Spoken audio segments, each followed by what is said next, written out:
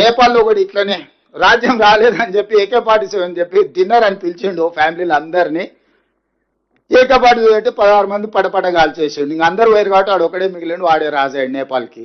వాస్తవంగా చంద్రశేఖరరావు గారు ఇంకొక విధంగా వాదించినుంటే ఈరోజు హైదరాబాద్ నగరానికి తాగునీళ్లు తెచ్చుకుంటున్నాం కృష్ణా నది నుంచి. హైదరాబాద్ నగరంలో ఇతర రాష్ట్రాలతో పాటు ఆంధ్రప్రదేశ్ ప్రజలు కూడా దాదాపు 20% ఉన్నారు. అసలు ఉమ్మడి కోటా నుంచి హైదరాబాద్ నగరానికి తాగునీటి జలాలను సపరేట్ చేసిన తర్వాత మిగిలినవి పరివాహక ప్రాంతం మీద మనం పంపకాలు చేపడదాము అన్నుంటే అది చర్చ ఇంకోలాగా ఉండేది.